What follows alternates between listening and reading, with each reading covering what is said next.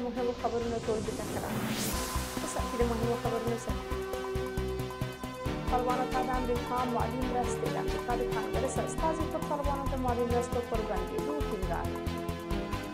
افغانستان کې سوړ ژمی او د لوږې ناورین د خوړو نړیوال پروګرام وایي میلیونونه کسان بیړنیو مرستو ته اړتیا لري. طالبانو رژیم او د لوږې زیاتوالی په ننګرهار کې یو پاخه عمره سړي د بېوزلۍ له امله ځان وژنه کړی. په چین کې زلزلې 15 کسان مړه کړل. او د امریکا کانګرس په ولسمشریزو ټاکنو کې د ټرمپ بریا تایید. بشپړ خبرونه. د امریکا په کانګرس کې د ټینسي ایالت استازي ټیم بورچر د دغه هېواد ټاکل شوي ولسمشر ډونالډ ټرمپ ته په یو رسمي لیک کې له طالبانو سره د واشنګټن د مالي مرستو د بندېدو غوښتنه کړې. بورچر د دوشنبې پر شپه طالبانو ته د مالیې د سرچینو د لیږلو په اړه اندېښنه څرګنده کړه او په دې برخه کې د ټرمپ د ملاتړ غوښتنه وکړه. دغه امریکایي چارواکي زیاته کړې چې له ترهګرۍ سره د هر ډول مالي مرستو د درولو لپاره د ټرمپ له ادارې سره همکارۍ ته چمتو دی. ټیم بورچر دغه راز زیاته کړې چې هغه په 2022 میلادي کال کې پر طالبانو د مالي مرستې بندولو لپاره یوه لایحه وړاندې کړه چې د کانګرس لخوا تصویب شوه، خو د هغه وخت د سنات اکثریت مشر چاک شومر رایې اخیستنې ته د هغې د وړاندې کېدو مخه ونیوله. بورچر ټینګار کړی هوډ لري چې دغه لایحه بیا وړاندې کړي.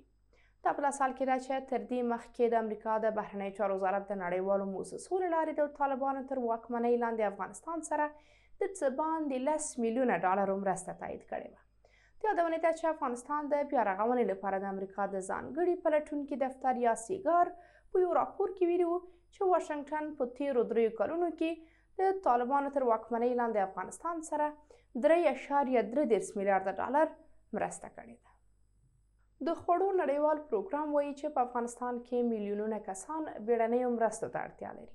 په افغانستان کې د خوړو نړیوال پروګرام دا څرګندونې د سې شنبې ورځ د ایکس پاڼې له لارې په یو خپاره کړي بیان کې کړي دي.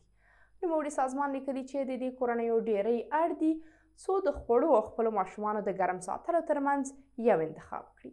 دغه سازمان په افغانستان کې د اقتصادي ناورین په اړه اندېښنه ښودلي او له افغانانو سره یې د بیړنیو مرستو غوښتنه کړې ده.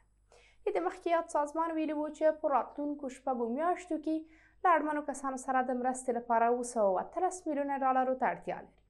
د خوړو نړیوال پروګرام زیاته کړې وه چې په افغانستان کې 15 میلیونه خلک نه پوهېږي څو د بل وخت خواړه به له کوم ځایه ترلاسه کوي.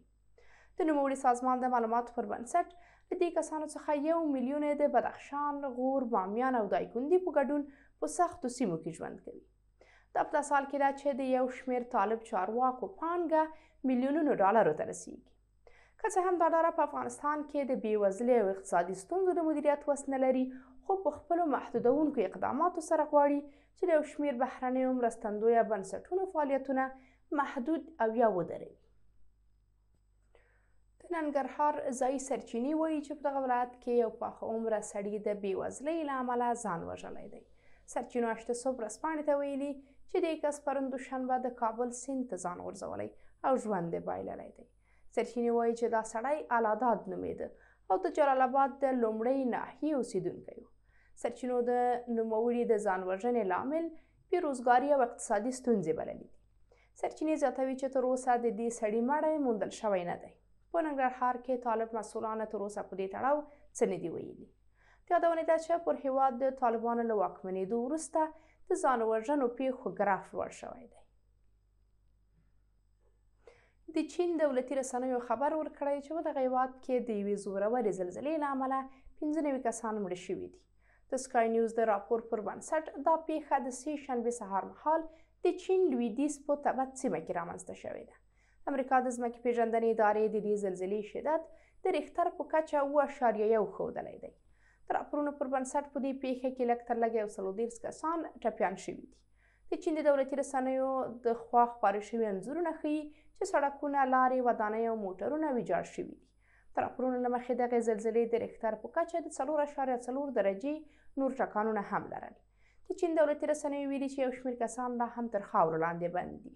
د چین ولسمشر شي جین پینګ تر خاورو لاندې شوي کسانو د ژغورنې لپاره د هر ډول هڅې غوښتنه کړې. د یادونې ده چې په تبت او په شاوخوا سیمو کې یې وخت ناوخت زلزلې کیږي.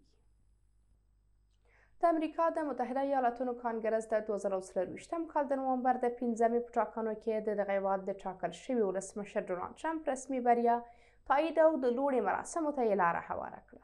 د امریکا د متحده ایالاتونو د ولسمشر مرستیال او د مشرانو جرګې رسمي رئیس کاملا هیریس د سې شنبې ورځ په رسمي او لنډو مراسمو کې د ټرمپ او جي ډي وانس بریا تایید کړه. د امریکا د ټولو 50 ایالتونو د رایو له بیاکتنې او تایید وروسته د کاملا هیریس پر وړاندې د ټرمپ بریا په رسمي ډول ومنل شوه. د امریکا په تیرو ټاکنو کې ډونالډ ټرمپ 312 او د هغې سیالې کاملا هیریس 206 رایې ترلاسه کړې وې. د امریکا د ولسمشریزو ټاکنو د بریا رسمي تایید د دغه هیواد راتلونکي ولسمشر ته د واک د لیږد د بهیر یوه برخه ده. دا په داسې حال کې ده چې د 2020 کال په ټاکنو کې د ډونالډ ټرمپ پلویانو د ټاکنو د پایلو د تایید پر مهال د کانګرس پر ودانۍ یرغل وړی و چې په پایله کې یې 15 کسان وژل شوي وو. قدرمنو لیدونکو دا و د دې مهال مهم خبرونه. تر بیا د خدای پامه.